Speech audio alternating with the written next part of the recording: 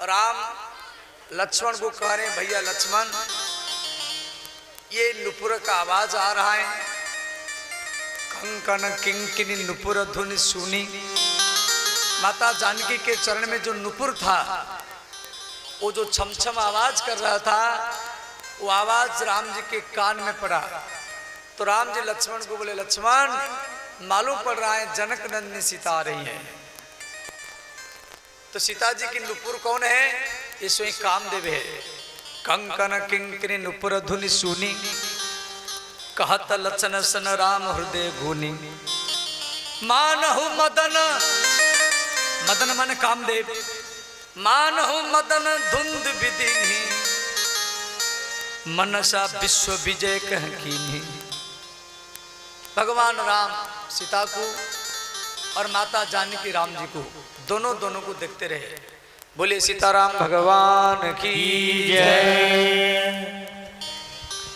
तो देवी जानकी राम जी को देखती रही, राम जी माता सीता को देखते रहे।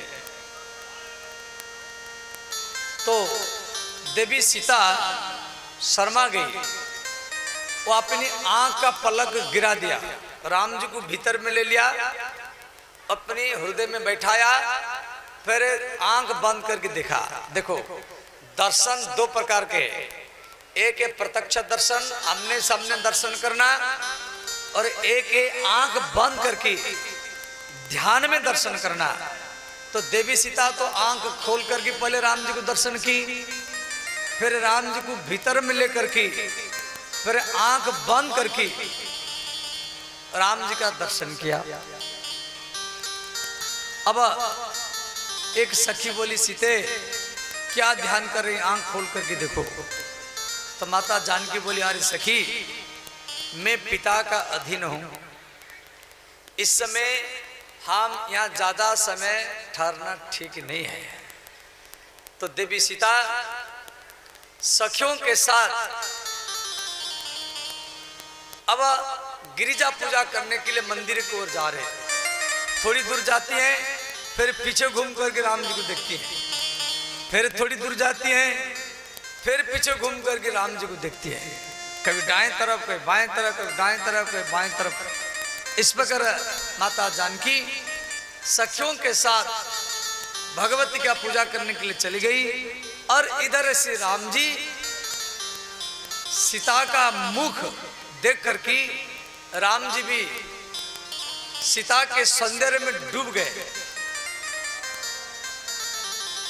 और लक्ष्मण को कह रहे हैं, लक्ष्मण हे लक्ष्मण, मैं आज तक सपने में भी मोही अतिशय प्रतीति मन केरी, जेही सपने हूं पर नारी न हेरी। राम जी करे, लक्ष्मण मुझे विश्वास है, मैं सपने में भी आज तक किसी दूसरी स्त्री का याद नहीं किया, और हम रघुवंशी है, रघुवंशन कर सहज स्वभाव, मन कुपंथ पग धर इन काहू। रघुवंश में, सूर्यवंश में जो भी जन्म लिया, उसका मन कभी गलत मार्ग में नहीं गया, और हम रघुवंशी है, और रघुवंश में जो भी पुरुष जन्म लिया, उसका मन कभी कुपंथ में नहीं गया। और मुझे तो पूरा विश्वास है, कॉन्फिडेंस है, कि आज तक मेरा मन किसी स्त्री के ऊपर नहीं गया। हे भैया लक्ष्मण, आज मेरा मन सीता के ऊपर बार बार क्यों जा रहा है? ध्यान देना, ये रामचरितमानस की चौपाई है। राम जी कह रहे लक्ष्मण को, लक्ष्मण मेरा मन आज तक किसी भी स्त्री के ऊपर नहीं गया, परंतु आज सीता के ऊपर बार बार क्यों जा रहा है? इसका अर्थ ये है, इसका दूसरा अर्थ क्या है? इसका अर्थ ये हो गया, सीता हमारी है, इसीलिए मेरा मन बार बार ही जा रहा है। इसका ये गुप्त अर्थ आ गया।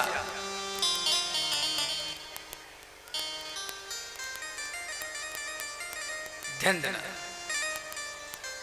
इधर देवी सीता श्री भगवती माता जगदम्बा, श्री पार्वती, कालिका, चंडिका, दुर्गा को विधिवत भाव से स्नान कराई। क्यों? उसी बगीचा में एक भगवती का मंदिर था, जिस मंदिर में सीता डेली पूजा करने के लिए आती थी। तो विधिवत भाव से स्नान कराई और स्नान कराने के बाद में और फूल तोड़ तोड़ करके माता भगवती को देवी सीता सजाई। धूप, अगरबत्ती, पान, सुपारी, रोली, मूली, चावल, षोडशोपचार में सेवा किया। उसके बाद में जो हिंदू सनातन धर्म का नियम है, उसी प्रकार षोडशोपचार में माता जानकी, भगवती माता दुर्गा की पूजा की। पूजा के बाद में देवी सीता हाथ जोड़ करके स्तुति किया, और ये स्तुति आप सबको याद है। जय जय गिरिवर राज किशोरी, जय जय गिरिवर राज किशोरी। जय जय गिरिवर, गिरिवर माने, गिरि माने पहाड़, पहाड़ में वर कौन है? हिमालय। पहाड़ में, पहाड़ों के राजा कौन है? हिमालय। जय जय गिरिवर राज किशोरी, हे हिमालय की बेटी पार्वती, इस चौपाई का अर्थ। जय जय गिरिवर राज किशोरी, जय जय गिरिवर राज किशोरी। जय महेश मुख चंद्र चकोरी, जय महेश मुख चंद्र चकोरी। जय गजबदन शरानन माता, जय गजबदन शरानन माता। गजबदन, गज माने हाथी, गज शब्द का अर्थ हाथी, हाथी मुख माने गणेश। षडानन, षडानन माने छह मुख, छह मुख किसका है? कार्तिकेय का है। एक गुब्बारा हटा दीजिए, सुभाष गुब्बारा हटा, सबका नजर जा रहा है। जय गजबदन षडानन माता, जय गजबदन शरानन माता।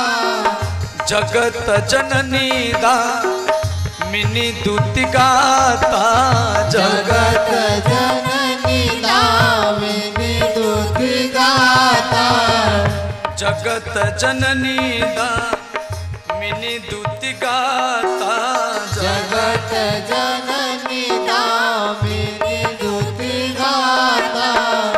मंगल भवन अमंगल हारी, मंगल भवन मंगल हारी। द्रवहु सुदशरथ अजीर बिहारी, द्रवहु सुदशरथ अजीर बिहारी। सब गाइए दोनों हाथ उठाते हुए।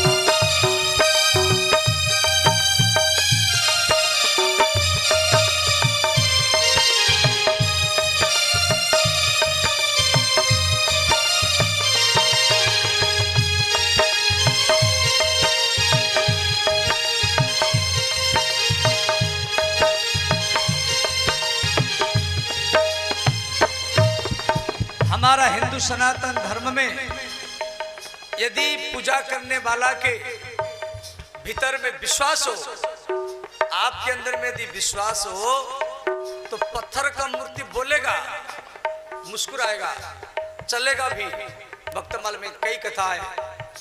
वृंदावन बिहार जी गवाही देने के लिए उड़ीसा गए थे, यहाँ देवी सीता की बात लाइए। वो पत्थर का मूर्ति है, भगवती का मूर्ति है। देवी सीता स्तुति कर रही और वो पत्थर का मूर्ति मुस्कुरा रही। विनय प्रेम वश भई भवानी, विनय प्रेम बस भई भवानी, खसी माला मूरति मुस्कानी, खसी माल मूरत मुस्कानी। पूजा करते समय में यदि फूल गिरता है, फूल टूट करके आपके ऊपर गिरता है, तो उसको अच्छा मंगल भी माना जाता है। देवी सीता पूजा कर रही और भगवती दुर्गा के सिर से फूल टूट करके सीता के ऊपर गिर रहा है और मूर्ति मुस्कुरा रही। मूर्ति वो पत्थर का मूर्ति जो दुर्गा जी का मूर्ति थी, भगवती का मूर्ति था, और वो मूर्ति मुस्कुरा रहे। गोस्वामी तुलसीदास जी लिखे, खसी माला मूरति मुस्कानी, खसी माल मूरत मुस्कानी, विनय प्रेम वश भई भवानी, विनय प्रेम बस भई भवानी। जय जय गिरिवर राज किशोरी, जय जय गिरिवर राज किशोरी, जय महेश मुख चंद्र चकोरी, जय महेश मुख चंद्र चकोरी।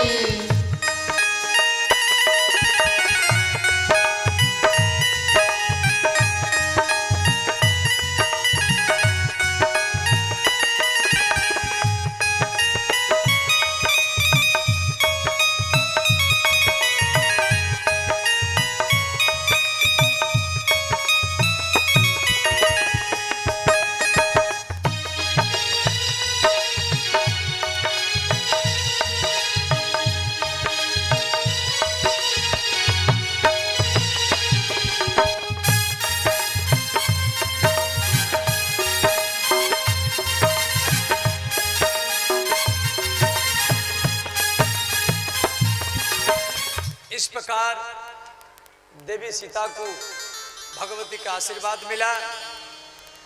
अब भगवान राम लक्ष्मण विश्वामित्र मुनि के पास चले गए फूल लेकर के।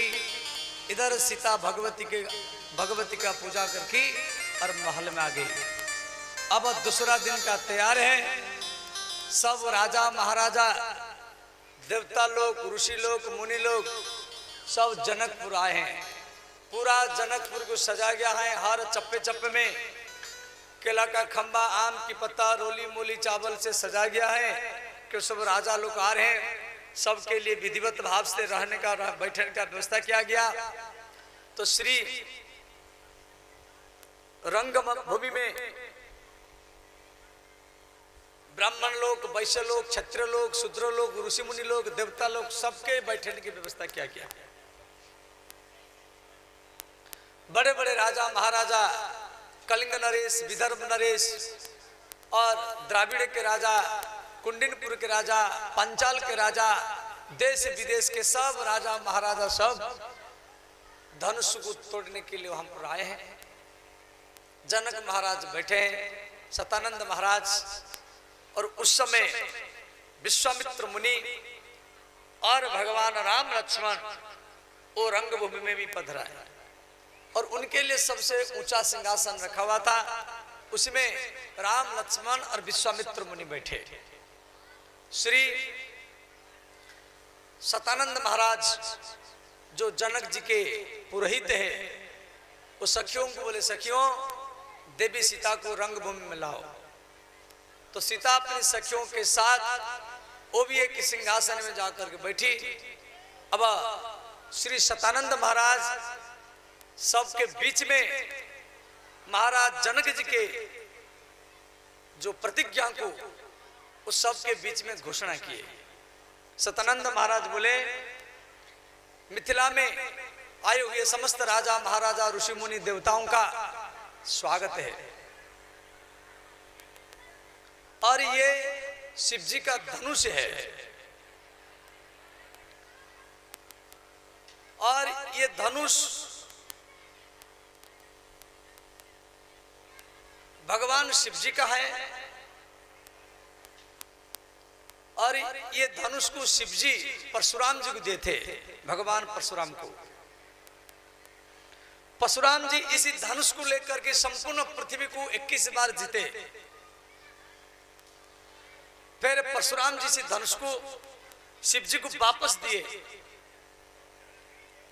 शिव जी परशुराम को बोले, बेटा परशुराम, ये धनुष को या तो आप राजा जनक जी को दो या रावण को दे दो, क्यों दोनों मेरा भक्त है।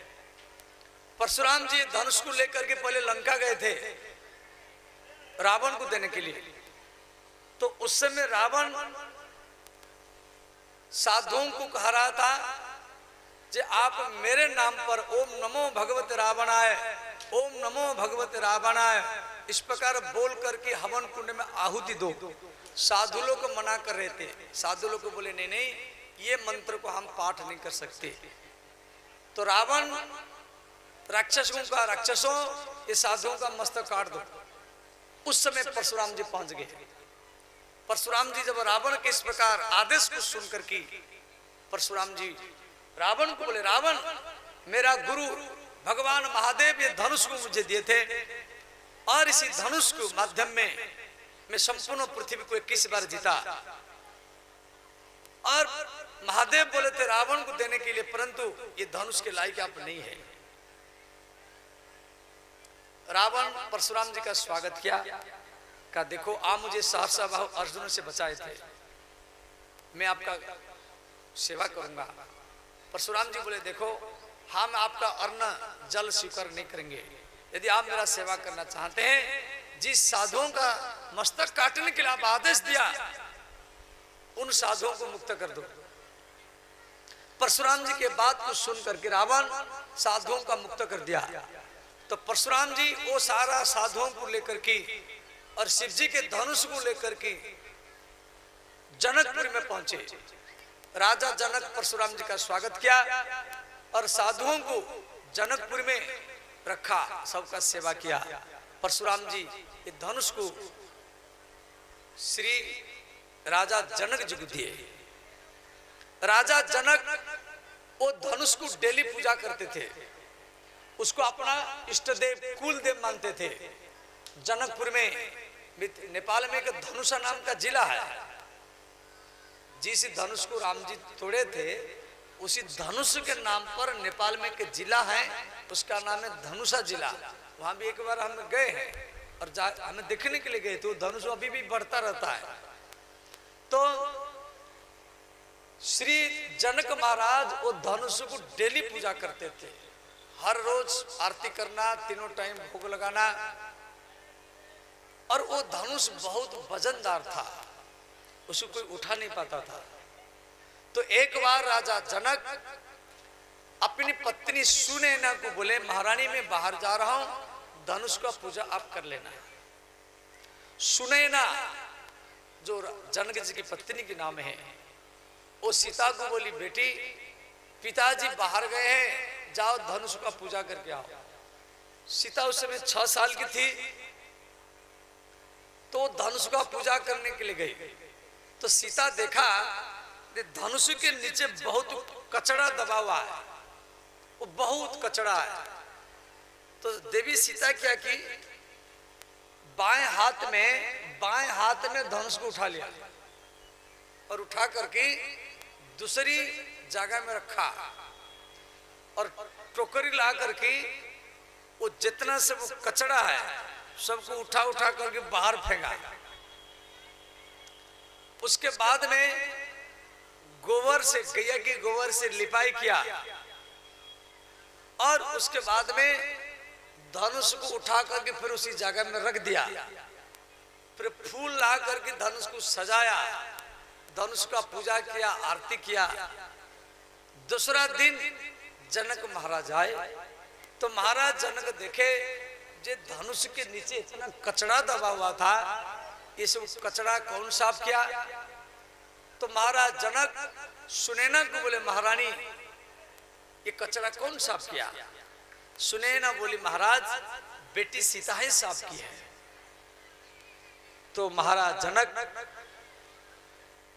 देवी सीता को अपनी गोदी में लिए और मन में सोचे जब मेरे बेटी सीता बाएं हाथ में ये धनुष को उठाया है, मेरे बेटी सीता बाएं हाथ में धनुष को उठा करके दूसरी जगह में रख दिया, अब ये धनुष को जो तोड़ देगा वही सीता का ही पति होगा। ये बात को सतानंद महाराज सबके बीच में घोषणा की। अब उस समय क्या हुआ, वहां पर बाणासुर आ गया। गोस्वामी तुलसीदास जी लिखे हैं, रावण बानु महाभट्ट भारी, देखी सरासन गवाही सुधारी। बाणासुर जो महाराज बलि का बेटा है बाणासुर, और रावण भी वहां पर आया। रावण वो धनुष को चारों तरफ परिक्रमा किया और प्रणाम करके चला गया। देखा यहाँ बाणासुर बैठा है। तुलसीदास जी यहाँ लिखे रावण बानु महाभट्ट भारी, वो भी धनुष को उठा नहीं पाए, प्रणाम करके चले गए। और इधर जितना राजा महाराजा थे वो सब क्या किए, अपना अपना इष्ट को, कुल देव को पूजा किए। जो कोई दुर्गा मैया को पूजा किया, हे दुर्गा माता ये धनुष केवल मेरे हाथ में टूटे और सीता मुझे मिल जाए और किसके हाथ में नहीं टूटे। कोई शिव जी को मन में वर मांगा, हे महादेव आज तक सोमवार में मैं हर सोमवार में जल चढ़ाता रहा, श्रावण महीना जल चढ़ाता रहा, ये धनुष केवल केवल मेरे हाथ में टूटे, सीता मुझे मिल जाए और किसी के हाथ में नहीं टूटे। कोई विश्वकर्मा को पूजा किया, हे विश्वकर्मा बाबा ये धनुष केवल मेरे हाथ में टूटे और किसके हाथ में नहीं टूटे। हे सूर्य भगवान, हे इंद्र, हे वरुण, हे कुबेर, हे ब्रह्मा बाबा, सब अपना अपना इष्ट देव को मनाए। तुलसीदास जी लिखे परिकर बांधी उठे अकुलाई, चले इष्ट देव सिर नाई। अपना अपना इष्ट देव को प्रणाम करके सब राजा लोग एक के बाद दूसरा तीसरा वो धनुष को उठाने के लिए गए। देखो उठाने का बात छोड़ो, कोई गिर गया, कोई चक्कर खा करके गिर गया, कोई उल्टी करने लगा, कोई मलमूत्र करने लगा, कोई बेहोश हो गया। धनुष को कोई भी तोड़ नहीं पाया। अरे तोड़ना बात दूर है, पहले धनुष को आप हिलाएंगे, उसके बाद में उठाएंगे, उसके बाद में तोड़ेंगे। कोई भी राजा महाराजा धनुष को हिला भी नहीं पाया, उठाने के बाद छोड़ो, उसको हिला भी नहीं पाया। तुलसीदास जी लिख रहे हैं डगहि न शंभु सरासनु कैसे, कामी बचन सती मनु जैसे। उसके बाद में राजा लोग मन में सोच, भाई इसको कोई तो हिला नहीं पा रहा है, ऐसा करो 10-10 राजा एक साथ में पकड़ो। तो 10-10 राजा वो धनुष को उठाने के लिए गए, वो भी हिला नहीं पाए। 10 की बात छोड़ो, 100 राजा एक साथ में उठाए तो भी उठा नहीं पाए। फिर 100 राजा, हजार राजा वो धनुष को उठाने के लिए गए तो भी उठा नहीं पाए। फिर 10 हजार राजा, तुलसीदास जी लिखे भूप सहस्र 10, भूप माने राजा, भूप शब्द का अर्थ राजा, सहस्र माने हजार, 10 माने 10,000, भूप सहस्र 10 एक ही बारा लागे उठावन टर इन टारा। 10 हजार राजा वो धनुष को उठाने के लिए जा रहे हैं तो भी वो हिला नहीं पाए। अब मेरे मन में एक प्रश्न होता था, भाई 10 हजार राजा वो धनुष को उठाएंगे तो धनुष तो बहुत लंबा होगा, भाई 10,000 राजा पकड़ेंगे कैसे? धनुष भी कई किलोमीटर लंबा होगा तभी तो 10,000 पकड़ेंगे। या ऐसा क्यों होंगे, आगे 100 राजा खड़े होंगे, फिर उनके कमर को और 100 राजा पकड़े होंगे, फिर उनके कमर को और 100 राजा पकड़े होंगे, ऐसा कोई सिस्टम बनाए होंगे। ये जानने के लिए हमें वो धनुष को देखने के लिए जनकपुर गए थे। भाई धनुष कितना बड़ा है जो 10 हजार राजा उसको उठा नहीं पाए। वो धनुष अभी भी बढ़ता रहता है। कभी आप भी जाके देखने के लिए जाना, जनकपुर विदेश है, तो कोई भी जा सकता है।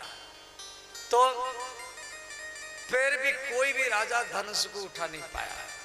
इधर महाराज जनक देख करके उदास हो गए। जनक महाराज भरी सभा में सीता को देख करके रोने लगे। महाराज जनक बोले, यदि मुझे मालूम पड़ता ये पृथ्वी में कोई भी वीर नहीं है, सब हिंजड़ा है, तो इस प्रकार प्रतिज्ञा में कभी नहीं करता। ये वीर विहीन पृथ्वी है, अब तो मेरे बेटी सीता कुमारी ही रह जाएगी कि वो धनुष अब कोई तोड़ नहीं पाएगा।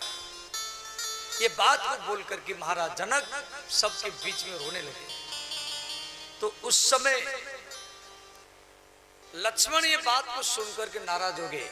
लक्ष्मण जी जनक जी के सामने खड़े होकर के बोले, जनक सावधान, जिस राजसभा में रघुवंश नमहु जहु को होई, रघुवंश की, सूर्यवंश का कोई एक छोटा सा बच्चा हो, जिस राजसभा में इस प्रकार अनुचित शब्द कभी बोलना नहीं चाहिए। सो वीर विहीन है, यदि मेरे भैया आदेश दे ये धनुष को मैं खेल खेल में अभी भी तोड़ सकता हूं। अब धनुष, ये लक्ष्मण के बात को सुनकर के मिथिला के जो लोग थे थोड़ा सा प्रसन्न हो गए, चलो कोई है तो धनुष को तोड़ने वाला। अब लक्ष्मण जी जनक जी को डांट रहे, फटकार रहे, इस प्रकार अन्याय बात आप कैसे बोल दिया, जो वीर विहीन पृथ्वी है। इधर भगवान राम लक्ष्मण को देखे, राम जी लक्ष्मण को बोले, लक्ष्मण सावधान, यहां आकर बैठ जाओ। देखो वो धनुष को लक्ष्मण भी तोड़ सकते थे, वो धनुष को लक्ष्मण भी तोड़ सकते थे। तो राम जी लक्ष्मण को संकेत किए, लक्ष्मण धनुष मैं तोड़ूंगा, आप नहीं तोड़ेंगे, इसलिए आप यहाँ आकर बैठ जाओ। अब राम जी संकेत किए तो लक्ष्मण जाकर बैठ गए। राम जी बैठे, उनके बीच में विश्वामित्र मुनि बैठे। तो विश्वामित्र मुनि, विश्वामित्र समय शुभ जानी, बोले अति स्नेहमय वाणी। विश्वामित्र मुनि राम को बोले, राम पुत्र राम, जनक रो रहा है, सारा लोग व्याकुल है, अब आप उठिए और धनुष को तोड़िए। तो श्री विश्वामित्र मुनि के बात सुनकर के राम जी, उठहूं राम भजऊं भव चापा, उठहूं राम भजऊं भव चापा, उठहूं राम भजऊं भव चापा, उठहूं राम भजऊं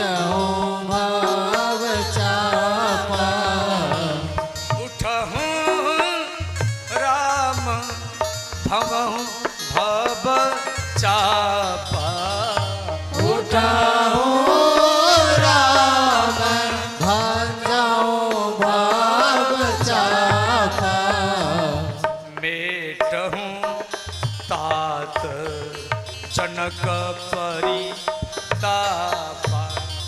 मैं कहूँ तात जनक परतापा। मैं कहूँ तात जनक परितापा। मैं कहूँ तात जनक परतापा।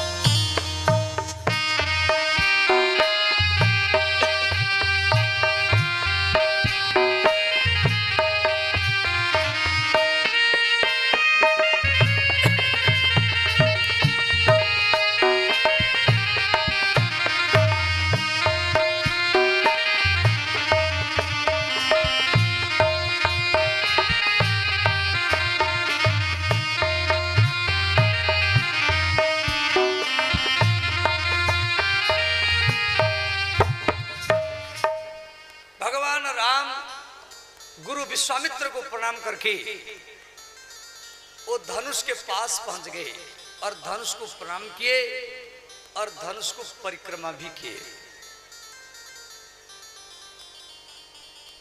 अब इधर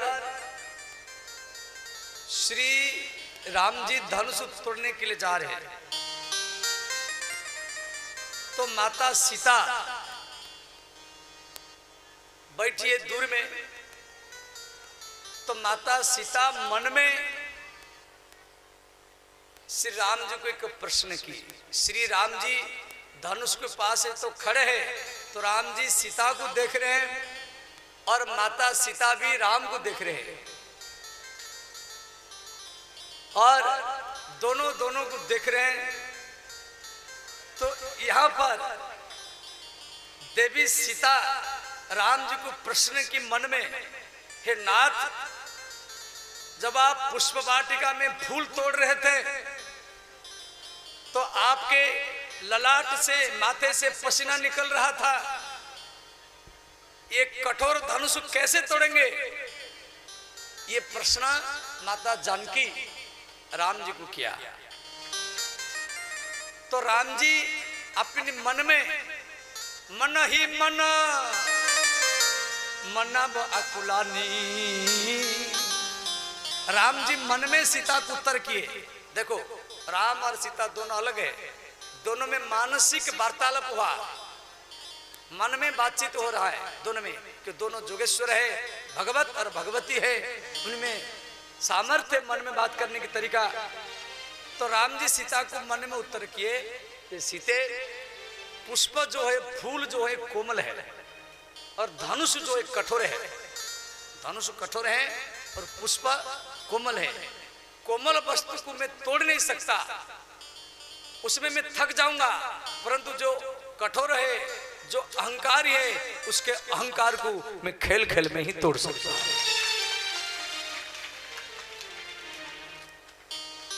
अब इधर माता जानकी शिव जी के साथ बात की मन में, हे महादेव, हे माता भवानी, आज तक मैं जो नवरात्र व्रत किया, छठ पूजा किया या शिवलिंग में जल चढ़ाया, उसके फल स्वरूप मैं आपको ये मांगती हूं, ये धनुष का वजन हल्का कर दीजिए। आप मेरा विनती को सुन करके ये धनुष का वजन कैसे हल्का कर दीजिए, जैसे भगवान रघुनाथ के हाथ में खेल खेल में धनुष ही टूट जाए।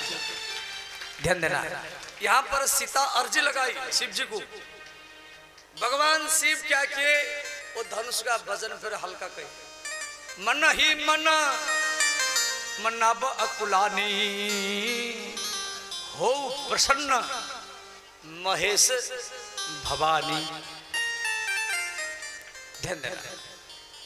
अब इधर श्री राम जी धनुष तोड़ने के लिए जा रहे हैं। लक्ष्मण जी क्या किए, वो वीर आसन में वो पृथ्वी को अपने घुटना में दबाए। क्यों? लक्ष्मण जी जो है वो संकर्षण के अवतार है। संकर्षण भगवान के फन में ये सारा ब्रह्मांड है। तो राम जी धनुष तोड़ेंगे, पृथ्वी डगमगा जाएगा। इसलिए लक्ष्मण जी क्या किए? पृथ्वी को अपने घुटना में दबाए। और इधर जेहि के जेहि पर सत्य सनेहु, सोते ही मिलही न कछु संदेहु। श्री राम जी धनुष तोड़ने के लिए जा रहे हैं। गोस्वामी तुलसीदास जी लिखे, तेहि क्षण राम मध्य धनु तोड़ा, भय भुवन धुनि घोर कठोरा। राम सिया राम जय जय राम। राम सिया राम जय जय राम। तेहि क्षण राम मध्य धनु तोड़ा। मध्य शब्द क्यों आया? एक तरफ सीता है, एक तरफ लक्ष्मण है। राम जी दोनों के बीच में खड़े हैं। मध्य माने बीच। सीता भक्ति के स्वरूप है, लक्ष्मण वैराग्य के स्वरूप है। भक्ति और वैराग्य के बीच में ज्ञान के स्वरूप भगवान राम खड़े हैं। इसीलिए ये मध्य शब्द आया। तेहि क्षण राम मध्य धनु तोड़ा, भय भुवन धुनि घोर कठोरा। राम सिया राम जय जय राम। राम सिया राम जय जय राम। दूसरा भाव है, ये धनुष पुराण में 3 धनुष है।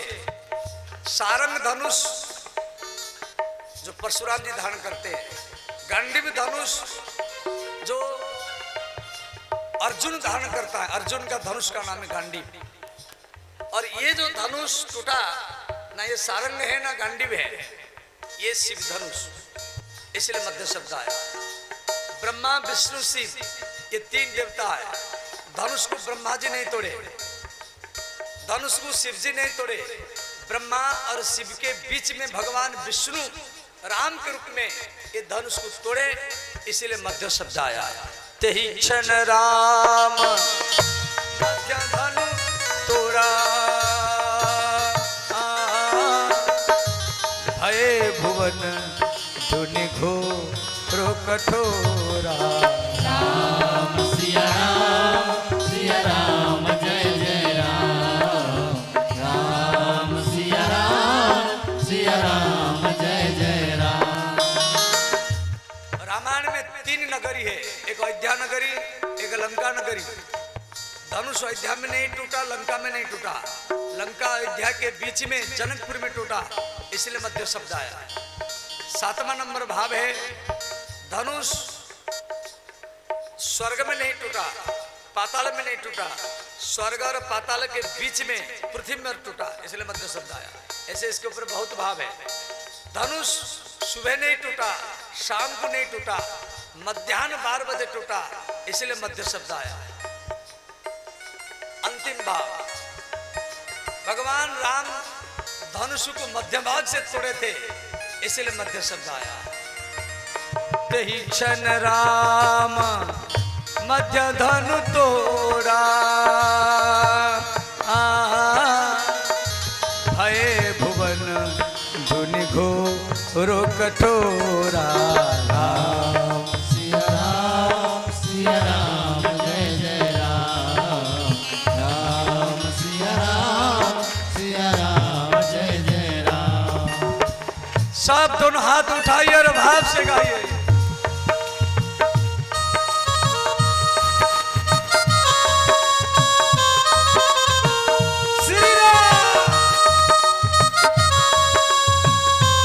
हर हर महादेव।